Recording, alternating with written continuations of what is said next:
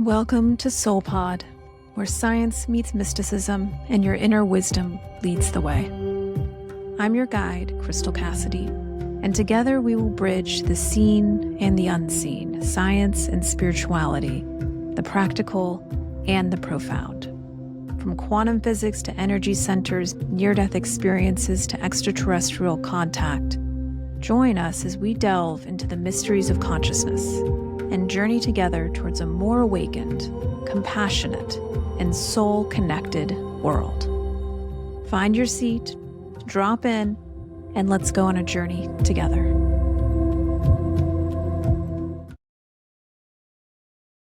Welcome back to another episode of SoulPodcast. Kat here, and today I am joined by Linda. Hey, Linda. Hey guys, how's it going? Good. I'm excited to dive into this conversation. This is one of my favorite things to discuss and partake in. Today, guys, we're diving into the world of psychedelics. And yeah, not just as like a tool for expansion, but it's a profound mirror for transformation. We're going to explore kind of how the breakdown often leads to a breakthrough and how science behind these medicines is finally catching up to what mystics and ancient cultures have known for centuries about how these plants can work with us to heal.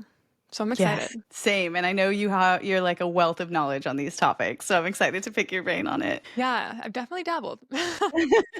So before we get too deep into kind of all the preparation and even sharing some of our experiences, I was thinking we could zoom out a little and talk about how psychedelics have been used historically, and how it kind of ties into how we're seeing them now. Like it feels like we're in a little bit of a renaissance period with psychedelics. How do you feel they're reintegrating into our culture? I agree, and I'm excited to see, there's a lot of like different startups that are popping up, a lot of Mhm. like legal things that are shifting. And I agree that it feels like we're kind of reaching this new revolution of science having evidence for, and not even just science too, anecdotally, there's a lot of evidence for the ways that these can benefit beyond, just being like a recreational drug as a lot Yeah. of these have been known for a really long time.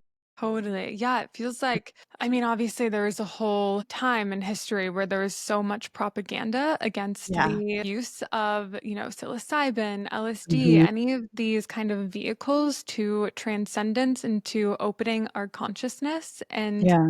all the while, for like thousands of years, indigenous cultures have been utilizing these plant medicines like psilocybin and ayahuasca and peyote in ceremonies, for Yeah. healing and vision and this connection to spirit. And I really feel like there is a resurgence of kind of that reverence for this plant medicine and even these ceremonies. Like, I feel like like plant medicine ceremonies are so much more common nowadays. Maybe that's just the Yeah. people I run with, but it No, feels I like a lot totally of people are in agree. them. Yeah, and I think it's, like, interesting too, because when you look at it, like, on a sociological level, I do feel like what you're saying makes sense, like, it's this feeling that we once upon a time were terrified of anything that led to a lack of control, and now we're reaching this point where all of the minutia of our life is so intimately in control and, like, involved, and we're overconnected and all of these things, and it makes sense that the pendulum would now swing back towards ways that we can further connect inward and explore parts of ourselves that we haven't been shown on our vertical screens yet, right? This whole renaissance and like resurgence, it just kind of goes to show that these vehicles aren't new, they're just being remembered. And Yes. it feels like it's a way that we're kind of spearheading this new frontier of expanding consciousness, Yeah. of raising the collective consciousness. Yeah. So yeah, it's an exciting time. Uh, all tools are welcome here. Before we kind of get into more of the specifics of what's happening, I wanted to specify for the audience like a microdose versus a macrodose because they're two separate tools that are both used for, different intentions. So what's your Yes. kind of like take on those two? I mean, I'd love to hear your thoughts on it because when you said a hero dose, I was like, I've never heard that used before. I love it. So expand us, teach us, educate us. Okay, well, yeah, and I don't want to seem like I'm the, like mushroom woman. I know or like the psychedelic woman, I know a fair amount just from my own experience, and Totally. my partner is actually more of the mushroom man. He is very well versed in psychedelics. So I've learned a lot and just in research and studying and listening to podcasts. But Heroes doses are, I don't know, I think it's like a specific amount. It's like 3 grams or more, maybe 4 grams, which is a lot. It's a lot. Yeah. And when we're going into that kind of dose, again, it's much more of like a ceremonial experience. You're moving into that kind of experience looking for, or at least should be expecting, a much Yeah. larger like ego dissolution and much more intense physical journey, spiritual journey versus Yeah. microdosing is an amount that you don't necessarily feel. It's something that's very subtly and nuanced, and it's playing with your ability to rewire. So it's kind of just like the way I describe it. I'm actually on a microdosing regimen at the moment. Like it's over a month, and it's a very small amount, zero point 0.1 grams for 4 days on, 3 days off, 4 days on. And you pair it with other mushrooms as a way to kind of amplify and fortify its effects. But essentially, what it does is the way I was describing it to you is it's like you're in an arm wrestle with your mind, and the microdose kind of illuminates that exact moment where you have the option to move the needle in your favor. Basically, a macro dose or a hero's dose would be like a one time you go in with your intention ready. Micro dose, you're kind of doing like a daily practice in order to reprogram.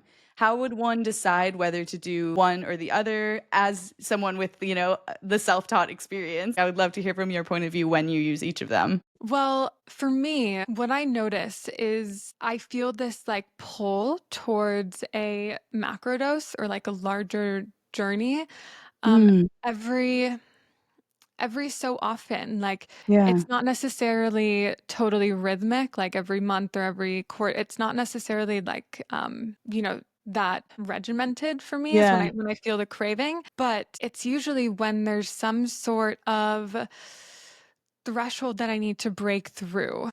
Mm, Whether it's like I know there's some sort of insight that needs to come through, and I need that, or I feel pulled towards that like extra opening, extra clarity, extra connection. yeah. There's a specific feeling in my body where I'm like, I know I'm being called towards a just more enhanced experience, like profound insight. Like you said, going in with intention, which we'll talk about more. And then versus like a microdose is, yeah, like I said, when I know that my practices could use like a gentle enhancement, and it's Yeah, like nothing a that I want boost. to feel. Yeah, a little boost, Yeah. a little power boost. It's like a little Yeah. supplement. Yeah, it's nothing that I want to feel. It's not like I'm tripping during the day or feeling it. It's just a little boost in creativity and my ability to rewire in my presence. And also, microdosing isn't something that you do all the time. It's like you do in a container, like a month-long Yeah. container with a regimented, like I said, 4 days on, 3 days off, 4 days on. It's not so just forever I'm going to be microdosing. Yeah. Yeah, that makes so much sense. And we're mainly talking about like mushrooms here, right? Like LSD is not as are there well, no, but there are microdosing regimens for LSD as well, Yeah. right? Yeah, Cool. same. I Wow. think kind of same, and same applies to macrodosing of LSD. I actually have a friend here who's microdosing San Pedro at the moment, which, Oh my gosh, no way. That's amazing. yeah, we were on a hike and she's like, "Yeah, I'm microdosing psilocybin in San Pedro right now." And I was like, "What?" Wow. What? Yeah, and Oh it's a my gosh. super small amounts. It's not noticeable. She's just Yeah. like it, but it's to, yeah, just and assist her and fortify her practices. And I was like, "What's it feel like?" She goes, "Sparkly." I was That's like, "Cool." amazing. Yeah. Cool.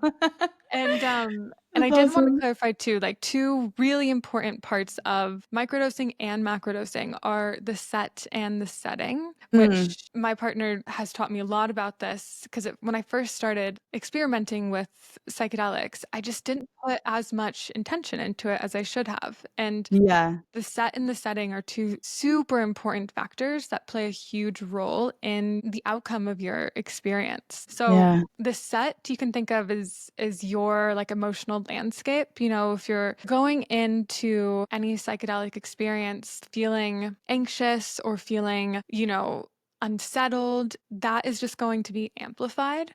Mhm. And the setting is, your actual setting. Are you in a mall with thousands of people and thousands of other energies that are around you? Yeah. Or are you in nature, by a river and trees and birds? Totally different experiences are going to be had from like the same exact dose in that Yeah. situation. Or in the safety of your own home. That used to be, like, my favorite Yeah. way to regularly flush the system with, like, psilocybin was just in my apartment on the floor with, like, all my little creative tools around. Totally. And that also, like what you said, to flush the system, that kind of also feels like a time or like one of those times where I feel called to macrodose. It's kind of like Yeah, totally. it's just like a reset. It's like a way Yeah. to integrate what's happened thus far in your life and like kind of just reset Close the and chapter. move forward. Yeah. Yeah, and it is wild how, like, insights come up that you're like you don't realize in your waking life, until Mhm. you have that experience. Yeah. Totally. Well, I guess we can kind of get into that a little bit, like what is happening in Yes. our Gosh, I'm so excited brain. to hear this. Yeah, Yeah, I'm like what's dying to hear the happening in our science of it. brain. And like the most simple layman's terms is essentially what's happening is psychedelics help to dissolve our default neural network. And that's Oh kind my of gosh. the part of us that's like the rational thinking and the Yeah. and the trying to think of the future and predict what's going to happen and all of the identities that we attach to, all the things that make me cat. Like the whole character of cat Yeah. is held together in this default neural network. And any amount of psychedelics is going to loosen that. It's going to just like loosen the rigidity of that default neural network so that we're more open, we're more connected to kind of the interconnectedness of everything, and our ability to rewire is just amplified. Yeah, wow, and you can, like, feel that happening too in the experience, like, you can literally feel how the new neural pathways you're wanting to build become much more plastic and become much Mhm. easier to meld? Yeah, Yeah. and it's just cool to know, like, if you're moving into any container, whether it be microdosing or macrodosing, to know that that's happening. Again, so kind of like we've talked about in science meditation episodes and the quantum physics episode, it's like the more that you know and the more that you can even visualize what's happening as you're in that container, it's like you're fortifying the experience and you're Yeah. amplifying the potential that's there, placing your intention on it. You're just like, you're collapsing the knowledge. Yeah, that makes sense. Yeah, that's amazing. Yeah. Wow. And so then, that's kind of what's happening on a physical level. And then let's kind of get into what's happening on a like spiritual, emotional, kind of the ego Yeah, dissolution. because what is what it's almost like, okay, so all of these systems are collapsing within us, and yet somehow that's creating a transcendental experience Yeah. outside of us? Yeah. So I'd love to hear about that, yeah. Yeah. It's almost like when you say it like that, it's almost counterintuitive in a way. It's like Right, everything's exactly. collapsing and yet I'm the most peaceful I've ever been. Exactly, which I think is part of what can feel so scary for people is that, like, out Mhm. of body rush that comes when, like, everything starts to dissolve, and if, like you said, like, if you have a deep attachment to who you are Mhm. by these strict, rigid definitions, like, that's gonna feel scary because it's gonna feel like your whole world is crumbling down. So what's happening Totally. on, like, a spiritual level when these things are taking place, when our Yeah, well, DNS is dissolving? yeah, well, yeah, exactly kind of like you're saying. There's just like the attachments to those identities and those stories that we have really like created our whole lives around. Like, I'm someone who does this and behaves this way. And all of the like causal linear way that we look at the world dissolves. Yeah, And so with that, there's a lot of, as you would expect, kind of like this feeling of being disoriented yeah, and this feeling of, but at the same time, this feeling of so much clarity and so yeah, much truth is exposed to you because you start totally. to see how all of these constructs, these stories, these identities are exactly that, just constructs that we have the power to deconstruct. The Yeah, same way that we constructed them, we have the power to deconstruct. And even looking at it from a little bit more like compassionate lens, it's you start to see that maybe you didn't construct these identities about yourself or these stories about yourself. They were Yeah. kind of constructed for you. And so then you kind of take the power back into your own hands. You step back into the driver's seat and you have the clarity to see that and kind of choose a different paradigm to operate from. There is this whole ego death, and our ego is just that. It's the identity, it's the constructs, it's the narratives, it's the character of who we are. And so that begins to fall away. Amidst that feeling of, disorienting, the more that we can, you know, ground and find safety in our breath and in our, that's a lot of what psychedelics have taught me, is how to establish that sense of internal safety within myself. Yeah. We can kind of stabilize despite that feeling of being disoriented, and trust that what's going to emerge after this ego death is going to be in so much more like alignment and truth with what our soul actually is, like what our authentic self actually is. And so it makes that whole process, like that feeling of being disoriented, even any physical dis-ease, worth it. Is that also, how like the dissolving happens, right? And then there's this feeling of oneness that kicks in, like where you just melt into feeling connected to everything. That's kind of like what you're talking about too, right? Or is that also something that people have to intentionally curate into their experience? Or do you think that that's part of the default neural pathways, like dissolving? Yeah, well, I think this kind of goes into a little bit what we were going to talk about, which is like that story of a bad trip, because Yeah. it's not always going to be like this very, although it's disorienting, this very peaceful and clear, and it's not Yeah. always going to be that. There are times where the disorientation or the amplification of what's already there, because that's what's happening. Medicine is just going to amplify what's already there. And sometimes it's amplified to a point where it's so intense, but the wisdom and the unearthing of that story is what the point of the medicine. So going into every journey with the knowing that, or kind of, I guess, with the knowing that there's no right way to journey, there's no expectation that you can hold of your journey. You can really only go in trusting that the medicine is going to reveal what needs to be revealed to you, even if that feels disorienting, even if that's really intense. Yeah. Yeah, that makes so much sense. And that's part of the set part, is the mindset that you go in with, is trusting. Yeah, that makes sense. And also, I feel like for the most part of this conversation, we're talking more about macro, because again, micro, you're not going to be, feeling it. It's much. Needing to be, yeah, yeah, Yeah, yeah, you're not going to be definitely. like you'll be able to perhaps see some of those beliefs more clearly. And again, it's going to be that boost in the arm wrestle, but it's not going to be this like overwhelming, complete dissolution of everything. Yeah. Yeah, So that makes most of sense. this conversation pertains to a macro. Right, you're not gonna have, like, an ego death on your microdose. I No, mean, maybe. maybe like a no over time, like over time, it's like Over time, even with exactly. Yeah, those yeah, yeah, yeah. practices and like Yeah. bring awareness to those things, it'll Right. the rewiring. But in an instantaneous kind of just overwhelming ego death, no. No.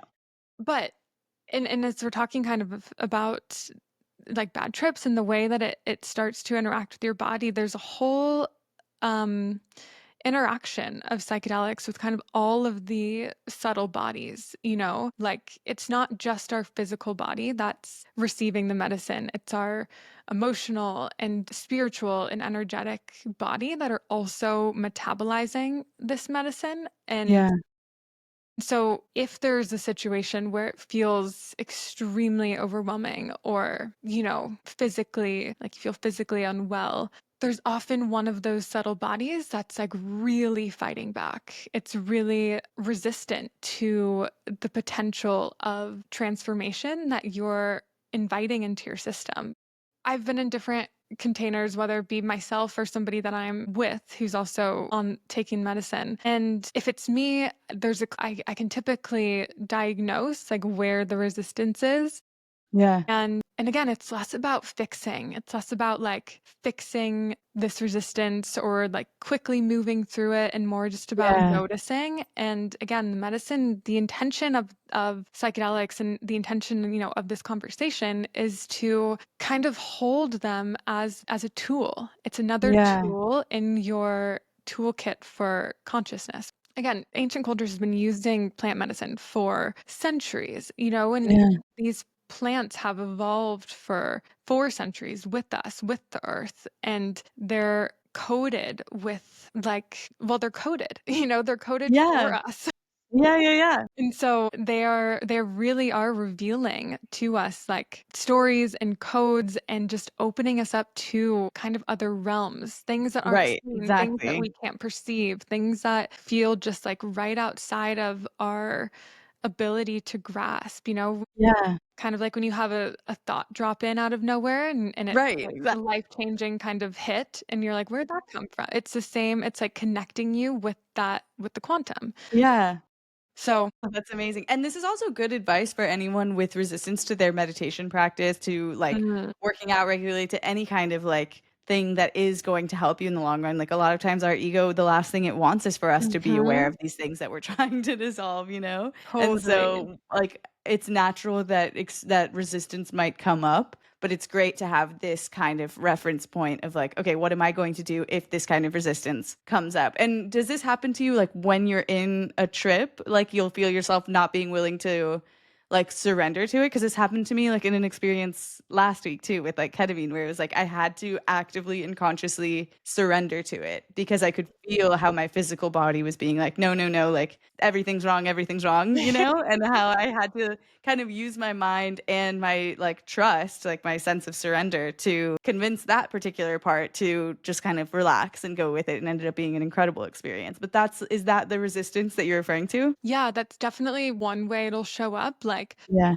I've experienced that too recently in a journey, and I had this moment with myself where I dropped in and I was like, "I'm being asked to fully surrender here and to be open to Yeah. the whole spectrum of the experience." And that doesn't only mean the peaceful and the bliss and the clarity, that also means Right. the uncomfortable, And so Yeah. it's asking us to stop resisting discomfort and to Yeah. fully surrender into that whole spectrum of feeling, Yeah. physically in our body, but also like whole spectrum of existing. For example, recently my partner and I went into the woods and we did a journey. It was one of those times where it had been, I don't even know, probably 3 or 4 months, and I was like feeling that craving. I was like, there's something that needs to be integrated. There's something that I need to move through. So we went out and we did a journey. And again, he is more of like the mushroom man. He's been utilizing psychedelics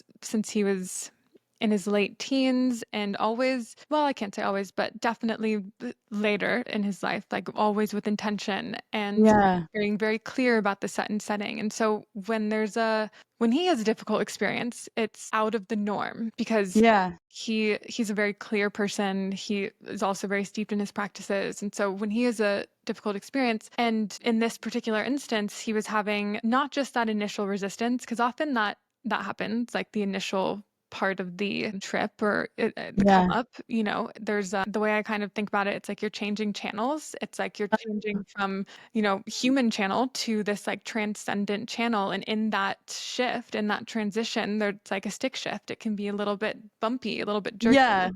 So that's a little Yeah. bit more normal. But if it's yeah, if it's a more prolonged discomfort, or then it's typically interacting with one of those subtle bodies, and that subtle body has a lot of resistance. And so in his case, it was his mental body, and I could see it so clearly. Like I was with Yeah. him in this experience, and I also, know a little bit about what he's been integrating and moving through the last Mhm. little bit of time. And so I could see it. And, it's definitely not a space where you're meant to be like, this is what it is. No, But exactly.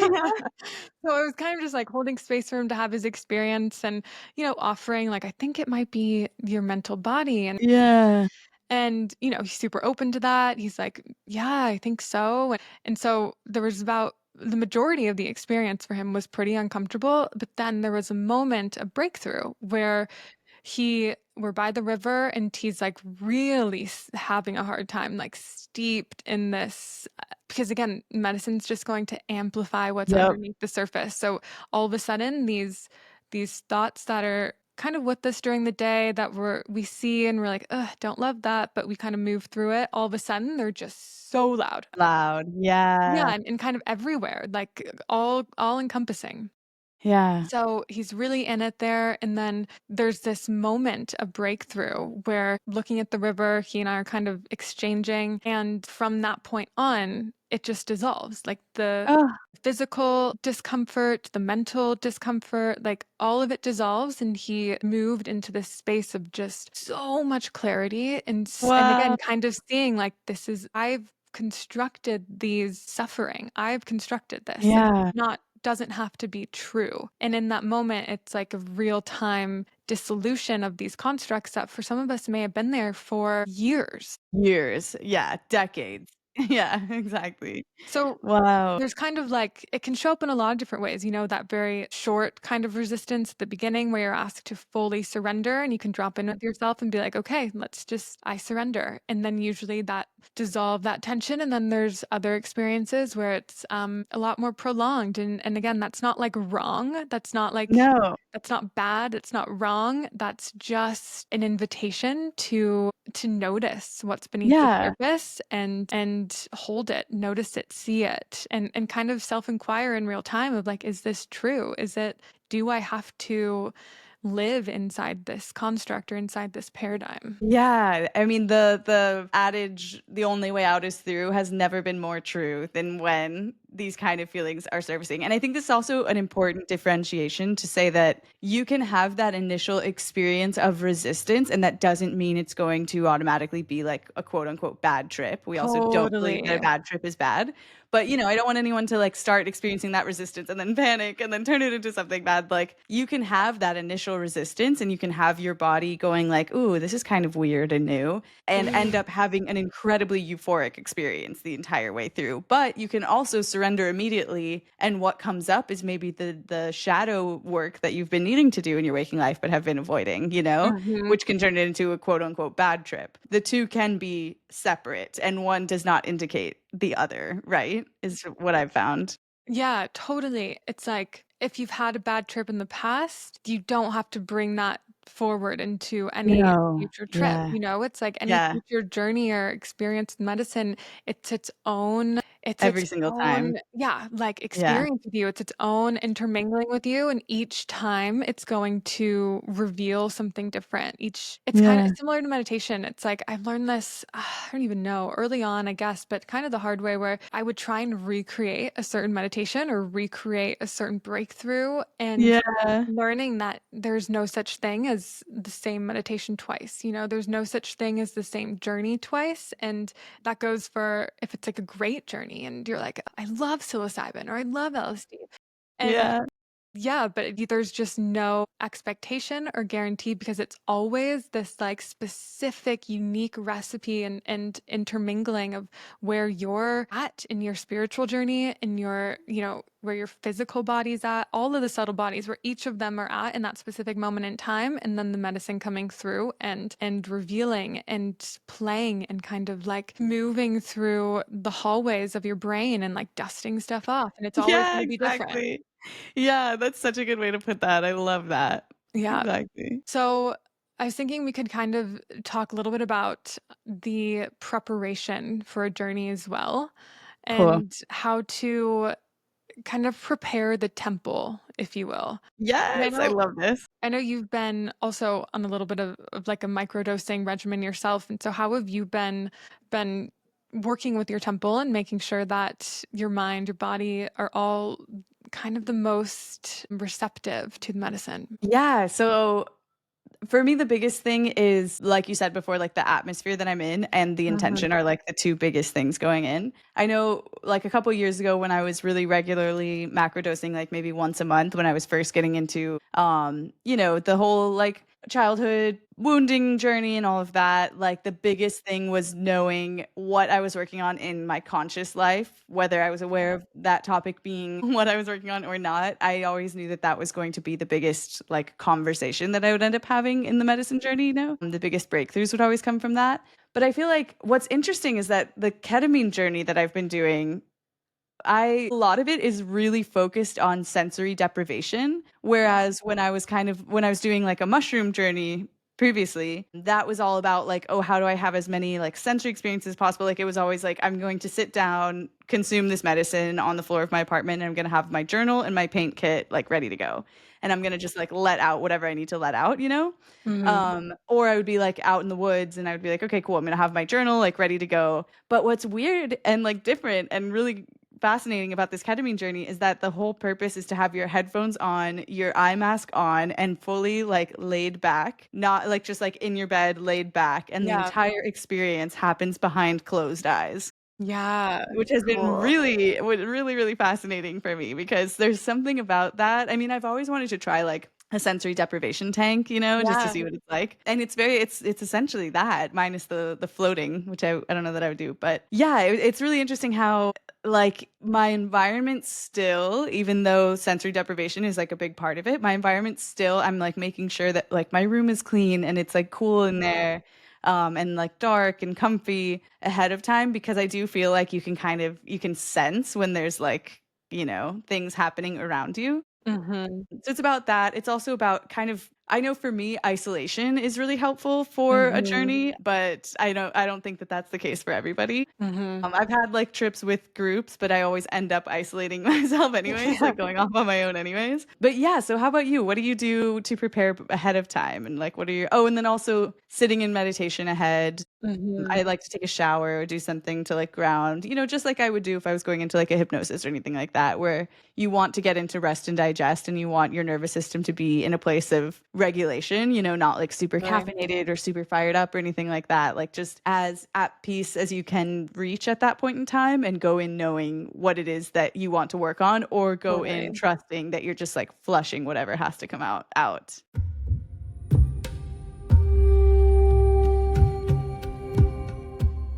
Something special happens when we step away from the noise of everyday life and into a space of amplified presence and deep devotion to our spiritual growth. A space where we're seen, supported, and reminded of the light within us. That is exactly what you'll have the chance to do on our SoulPod retreat. We are so excited to invite you on this 4-day immersion in Joshua Tree, California, August 28th through 31st. Specifically designed to illuminate your path and harness the light within. From guided meditations under the stars to transformative breathwork journeys, this is more than a retreat. It's a portal into the next level of you. You'll be held in a sacred container with like-minded souls, moving from the earthly into the mystical, expanding your intuition, deepening into your purpose, and activating your true energetic potential. If you're ready to dive into the mystical with us, join Crystal, myself, and the amazing SoulPod team in the desert, under the stars, in the stillness, and beyond the veil. Head to www.soulpodapp.com/retreat to learn more and book your alignment call. Spaces are limited to just 12 light beings for this journey. So if you feel the call, listen.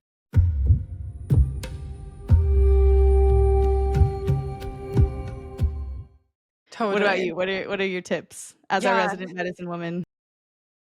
We're super similar. I mean, definitely kind of addressing all of the subtle bodies, you know, on their own physically. If I'm, for example, if I'm journeying that day, like skipping coffee in the morning, or just being very intentional with what I'm putting in my body, like very alive foods, you know, which is pretty much all the time when I put in my body, but just being extra intentional on the day or like day before the journey. And I have found like my body, let's say in this last experience, my partner and I had planned like this Saturday, we're going to go do that. We're going to clear the whole day to go do that. And my body like felt it coming, you know, like there's a little bit of this like once you've decided to journey and to use medicine, it's like it's already started. And so I can feel like my mind preparing. I can feel there's a little bit of like anticipation in my like gut, in my belly. There's like a knowing that, okay, we're moving into this container. And so it almost feels like it's me like consciously working to prepare the temple, but also it's like the temple knows what's coming, so the temple's like Yeah. the temple's like, all right, we're gonna also Let me prep. yeah, we're gonna also do our side of this too. Yeah. And so it's like this kind of, it does feel like that as in hindsight, just like this team effort of kind of clearing all of the clutter. And even it almost feels like also the universe kind of will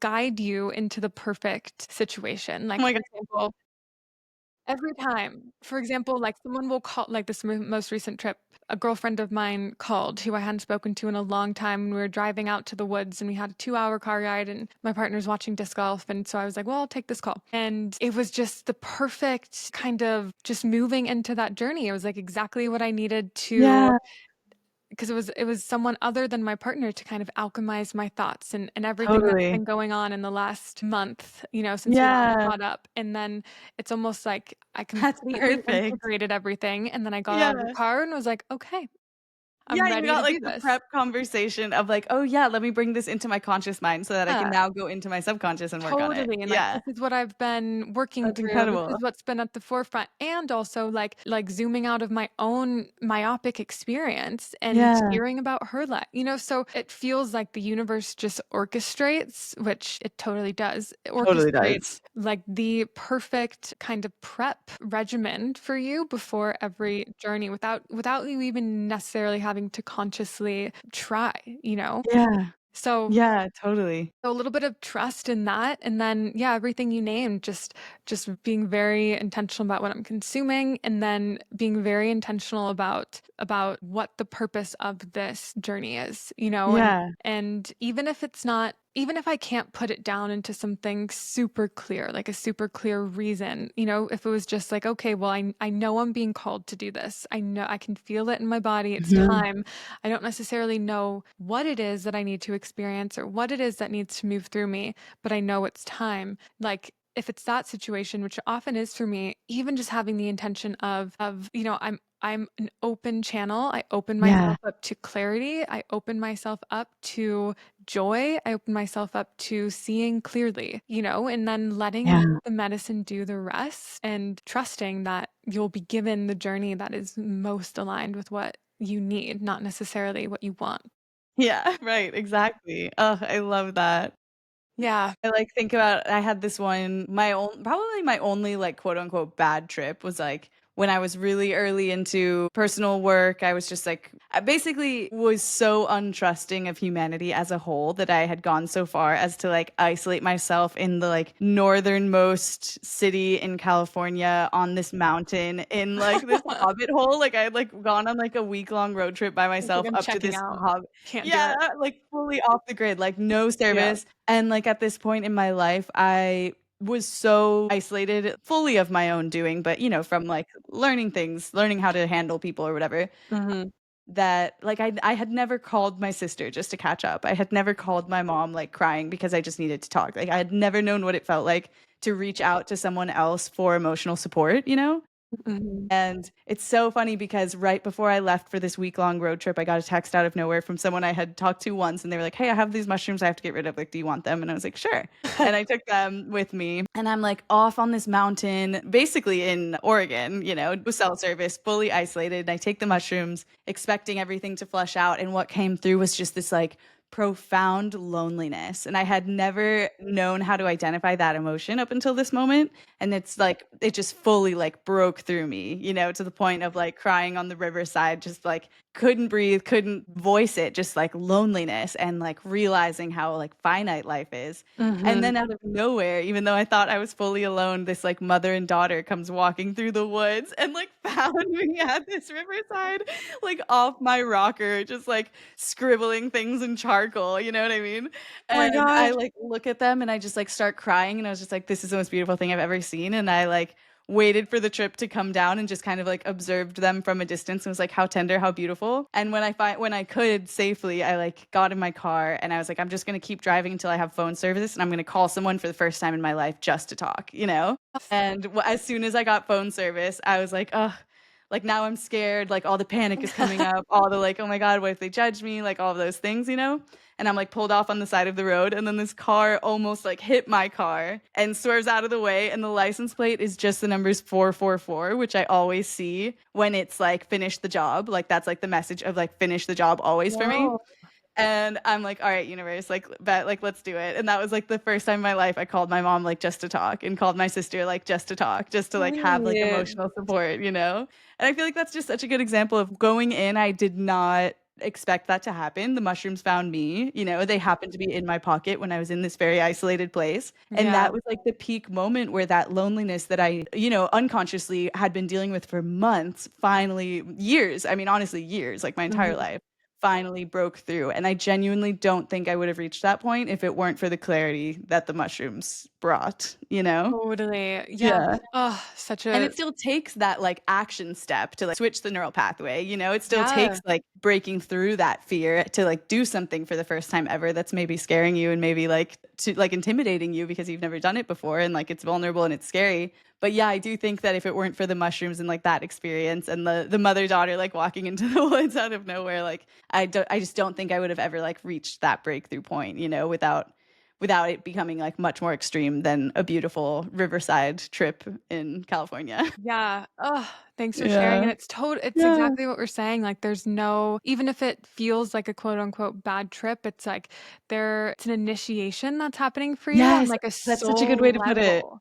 Yeah, like on a Yeah. soul level, you are being initiated into a new version of self, into a new threshold. Like Yeah. you are breaking through, and you have to break down to break through. Exactly. Yeah, Yeah, and I and it's love that totally story. fine, like, it's you know, you are gonna have to take those action steps following, like, the medicine will make it easier, but it's not gonna change the things for you, like, you do still have to take the, you know, on the earthly level steps towards changing the neural pathways that you want to change, but it Mhm. is going to make it a lot easier to zoom out of your body and recognize what it is that you're actually dealing with, you Yeah. know? Yeah, I'm gonna share a quote unquote bad trip experience too, and Yes.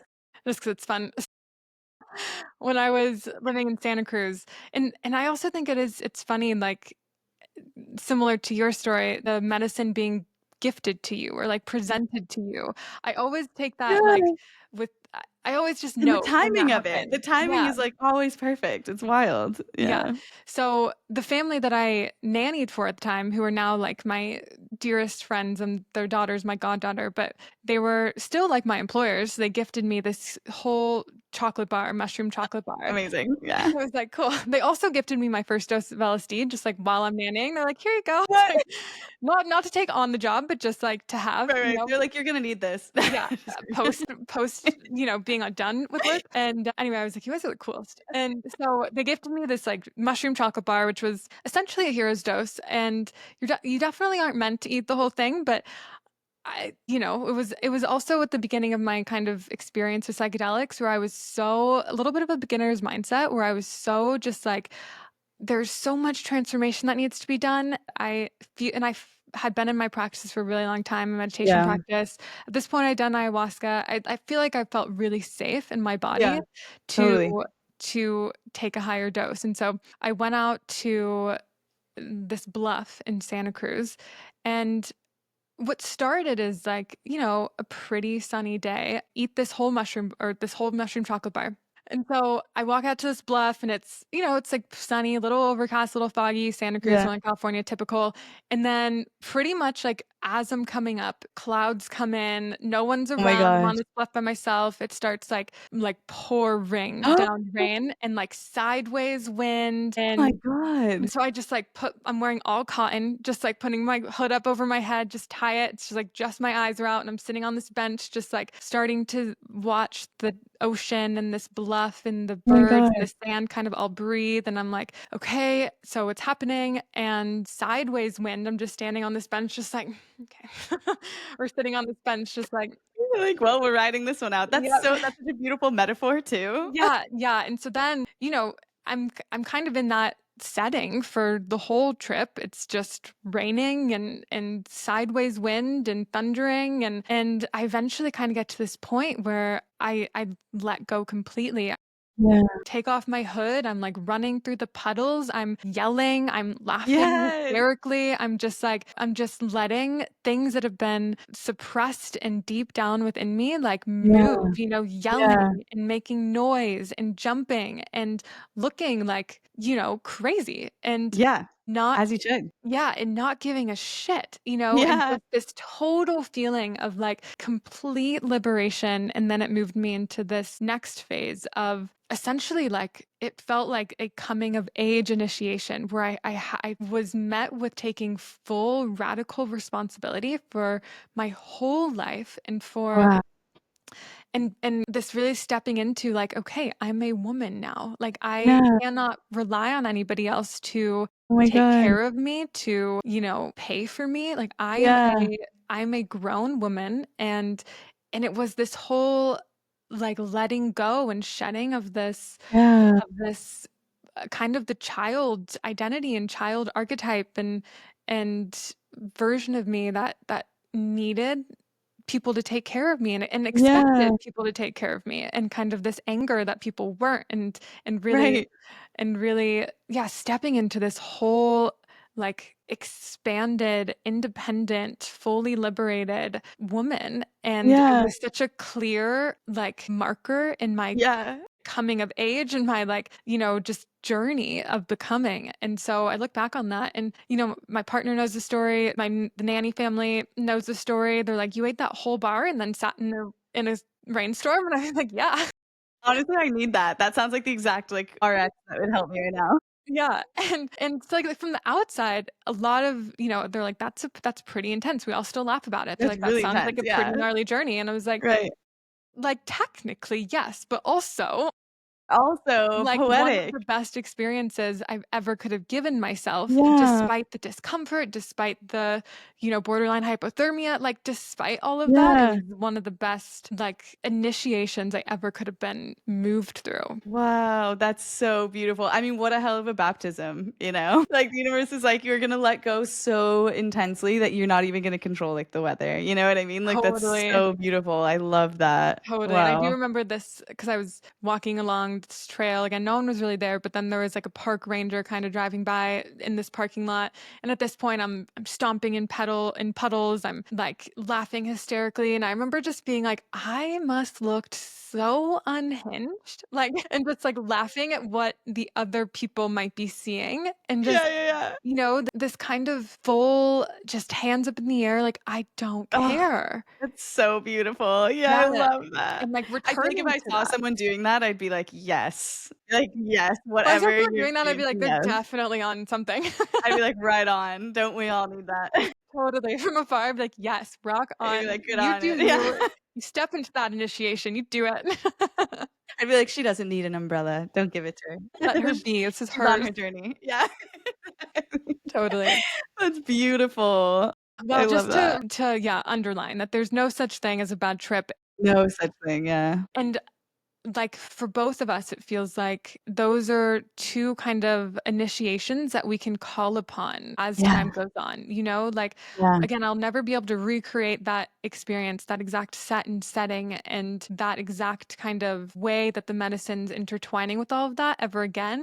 Yeah. I can always like tune back into that. Like it's stored in me. That kind of that feeling of liberation, that initiation is stored within me. And so I can always Yeah. revisit that and it's a reminder to me right now when I'm feeling like, kind of heavy in the Yeah. even in the perception of others or in the in any of that I can always return to any of the breakthroughs that I've had within these journeys because they're stored in our DNA. It's like a whole breakthrough that's in there. Yeah, and you really learn to, like, trust yourself too in these moments, you know what I mean? Like, you really learn how to have, like, those conversations with yourself where you learn to check in with yourself through these experiences. It also really breaks you out of any, like, residual fear you might be feeling around the medicine because once it's like Yeah, what do people say, like, "Fail hard, fail fast." It's like that, where it's like once you experience, like, these kind of things, the scary things once, it's not so bad anymore, you know? You're like, "Well, I handled it once, I can do it totally. again."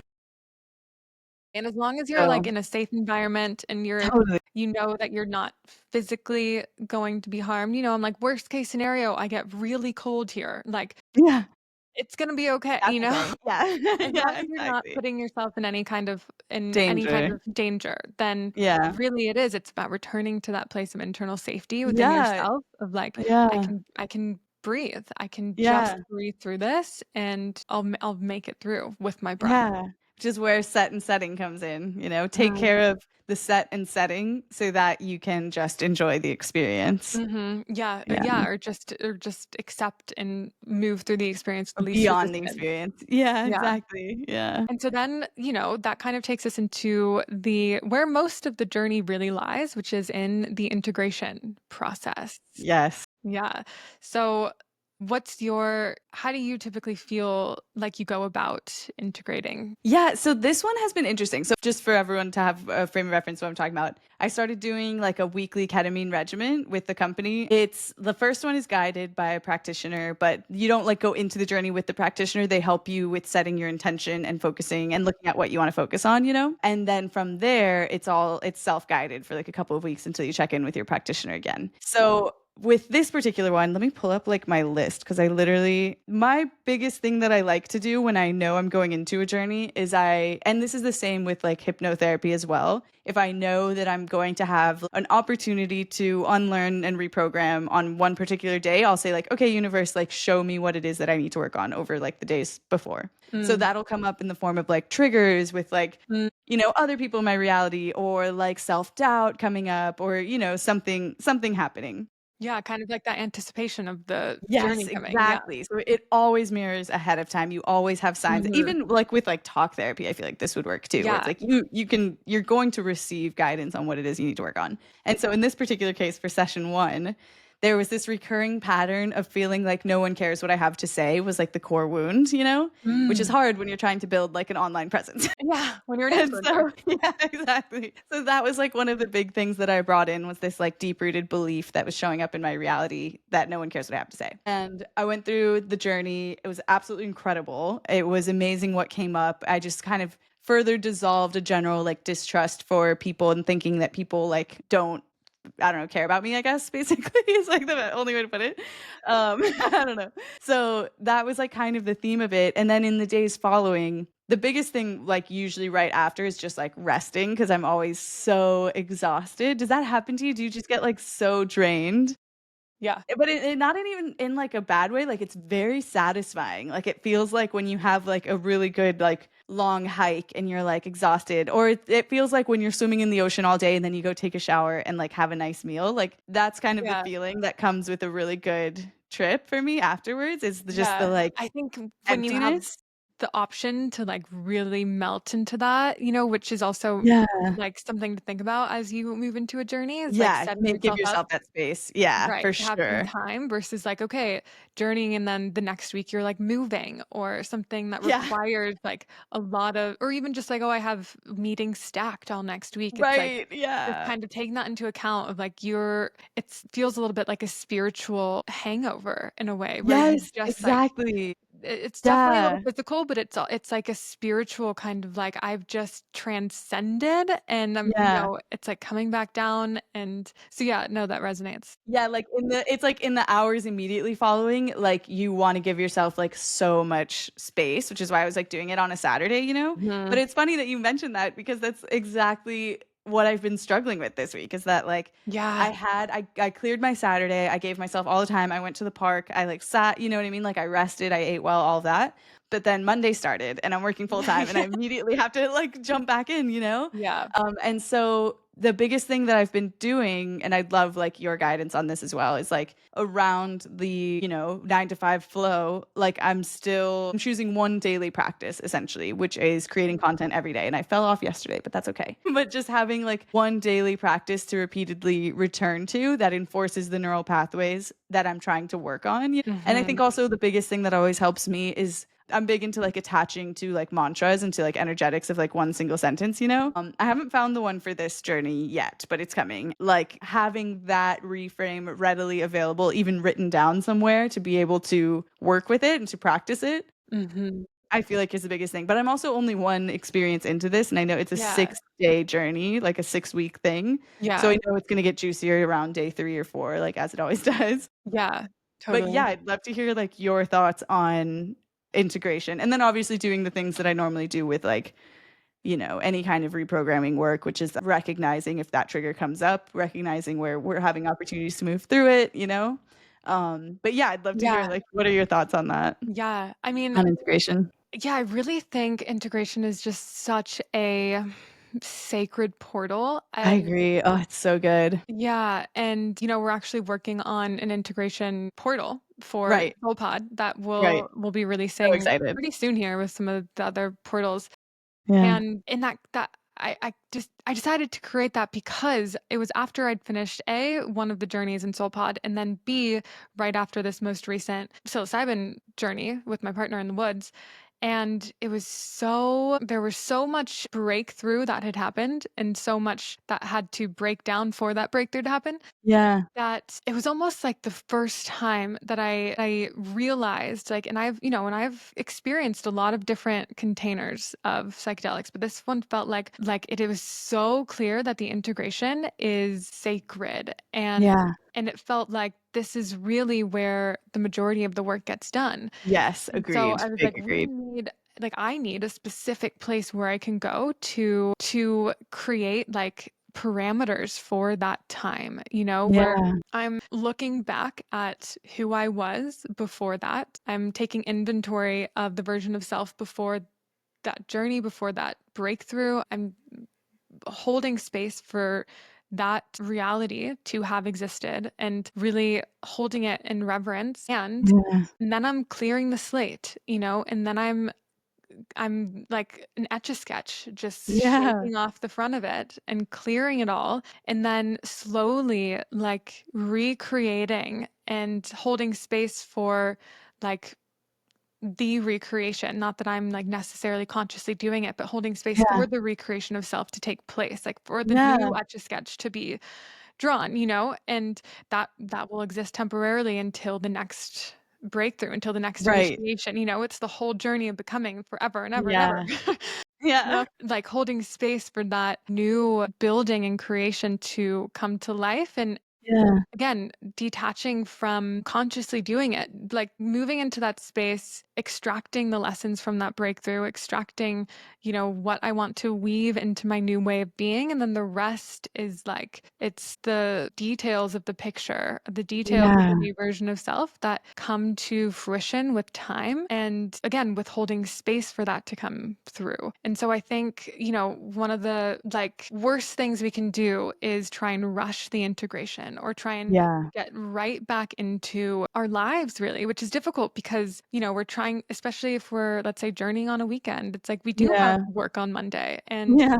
after this specific journey, I felt that too. That whole next week, like Monday through Friday, I was just so tired, and I was, Yeah, sleeping, exactly. and I was eating, and I was doing all the things that there was no reason. And then I realized it was like, well, I just, I just transcended into other realms. So Yeah, exactly. like coming back into this 3D reality and reacquainting and holding space for that new version of self to emerge, like that takes energy, and that Yeah. takes like time to recalibrate and to And like like rebuild. gentleness. Yeah, and Yeah. rebuild those energy storages. It's like you've Yeah. been depleted and now it has to rebuild. So I think taking that into account before you before you journey, and just knowing like that space after is so sacred and so vulnerable, Yeah. because you're rebuilding your sense of self, you're like a newborn baby again, like trying to Yeah. just get your footing in your life, even that once felt easy. Like 2 days ago you're like, but it's all normal, it's where I live, it's and now it's like, okay, I'm just re-emerging into this life, into this, construct of CAD and Yeah. So yeah, I think just like, obviously all the things like journaling and having a space to really drop into your meditation practice, Yeah. like being a little bit more, even dare to say, like rigid with your practices of like, I can't miss this. Like I Yeah, can't that's miss what I realized meditation. I feel like I wasn't fully honoring this week. I feel like I did this one. I committed to what I'm calling 15 minutes of sacred silence, where it's like you don't have to meditate, you don't have to do any particular thing, but the only thing that you do have to do is sit in silence and like just be present, you know? And that was such a game changer. Like it was absolutely incredible. I mean, we all Yeah. know if you're here and you've been on SoulPod especially, you know how incredible meditation is. Yeah. You got it. So that's not new, but you know, sometimes like life just gets so busy, but it is like looking back, I'm like, it's really much more that I wasn't, you know, honoring that as much as I should have been. Like I was like, you just get so swept up in like, oh my God, like I'm so exhausted that you forget to be like, well, let me pause. Like, let me give Yeah, myself a little bit of space to just totally. be tired, you know, let me take a nap in the middle of the day. Like, Yeah. whatever needs to happen. Because the other thing too is that investing this time into yourself is going to pay off far more than continuing on with the like drudgery of the way things were, or you know, whatever it is that you're working through. Like just giving yourself 5 days to just be kind of tired is going to make such a huge difference in your life, as long as you're incorporating these practices more so than it would have if you hadn't had that journey at all, you know? Right. Yeah, and it Yeah. feels like having a journey and then not integrating is like dangerous in a way. Not to be dramatic, but Yeah. it's like then it's you've just had this huge breakthrough or this huge like, dissolution, and without Yeah. having you're just going back to normal. It's like it's whiplash, Yeah, a so recreational ego death is like pointless, you know? recreational ego devs are dangerous. Yeah, exactly. Yeah. And so, yeah, really just holding an space for that time. Because I also think if anyone can resonate with this, is I noticed like I hold myself to such a high standard. I'm like, well, I should be Yeah, able to journey on Friday, like run a literally. marathon on Saturday, I get went to back to work. Boston for a day, like, what? Yeah, yeah, like, Why? launch a product on Monday. I should be able to do, I should be able to is kind of what I hear in my head a lot. Yeah, Like, I should be able to do this, whether it be because I think I have the practices in place or because I think I take such good care of my body. I'm like, I should be able to, um, essentially like bounce back with the zero right. time in between. And Yeah. then kind of noticing that, and I think probably a lot of people can feel that way, like especially in today's kind of hustle culture and Mhm. productivity matrix. It's like there's Yeah. no such thing as time to integrate. It's like Yeah, there's stuff yeah. to be done. And so I think if anyone feels that or notices that, simply to notice that and ask if it has to be true. Like, Yes, should you exactly. be able to just bounce Yeah, back after a journey and move right. into the next day? Or is it true that you're also like a feeling like your channels open, it's normal and Yeah, natural, and actually like because you're so tuned in that you need a little bit more time and a little bit more yeah, time on the other end, because you've opened yourself up so much to, these other realms and to the possibility of transformation. It's like because you're so steeped in these practices and so tuned in, that is why you need more integration. Like yes. I almost That's think, such a good point. yeah, and Yeah. as I'm saying it, I'm like, I almost think the more detached you are, or out of tune you are with your body, the more you're numbed from your body, like the more you will be able to just jump right back in because Yeah, I agree, I you're agree. not There's nothing natural noticing. about the pace. Yeah, Yeah. exactly. Yeah, and it's funny too because it's like, you know, my brain always goes like, "Well, I have to, I have to, I have to." And one of my Yeah. favorite things to do lately is like challenge that, just like you're saying, where it's like, Yeah. okay, like yes, maybe you do have this deadline, but do you have to do it from a place of like, "Oh my God, I'm so exhausted, I'm so miserable, I'm so whatever." Like, do you have Yeah. to get it done as quickly as possible, or can you just kind of like take your time with doing this thing Right. And still and reach a little that bit same done. end goal without the pressure and the intensity. Speaking of like bringing mystical practices into the 21st century, like, yes, it may be true that like there are things that like you do have to do, but do they have to be done without that sense of calm and peace and, spaciousness that you very much deserve to have, and that is not selfish at all to want to have as you're integrating this new reality in. Mm-hmm. Yeah. Totally. Yeah, there's this whole school of thought, which is a whole other podcast episode. I have a podcast episode about it. It's called Existential Kink, which is essentially like Ooh. exactly what you're saying, where it's like there's a part of you that really loves that feeling, that like that tension, that like having to get it done, and in that kind of mind, like there's a part of you that thrives off of that. And then as soon as you notice that or like become aware of, oh, I'm like a part of me loves this, then it Oh kind my of God. dissolves. Wait, I'm gonna go listen to that like right now. Yeah, it's I need interesting. this. It's a really interesting concept. And I started applying it to a lot of like, if you always run late or anything you feel like you always do, you're like, Yeah. do I actually love this? Right. Is And this me? Does it have to be? yeah. So anyway, yeah. Wow, I love that. Yeah. Well, Linda, I feel like we've really touched all the bases on I know, this is amazing. I psychedelics. learned so much. This is like so inspiring, and now I'm about to go into my next round of like ketamine therapy with like Yes. a whole new like respect and mindset for it that I'm really excited to incorporate. Yeah. And I guess just to underscore like the themes of this conversation and wrap us up, it's, psychedelics are another tool for us to utilize, the same as meditation, the same as body work, journaling. Like they are a tool for us to utilize with intention and with a community and other practices to complement. They're not a answer to anything. They're not a band-aid. They're not a like quick fix. They're another tool. And so yeah, it's been so fun to just explore. Thank you for sharing your the wisdom point of with view. us. Yeah, Oh, that you was awesome. too. Yeah. Yeah, it was so fun to hear some of your stories as well, some of your journeys. Thank you guys for joining us too. Yeah, thanks, If you have guys. any questions, drop a comment. We also just opened up our fan mail, so you can actually text the show now. We can't text you back, but you can text us questions and we'll respond on the following. But if you're watching on YouTube or listening on Spotify, feel free to drop us comments too. We love our group chat. Absolutely pops off when we read those. So Yeah, we do. yeah. Thanks, guys. Bye.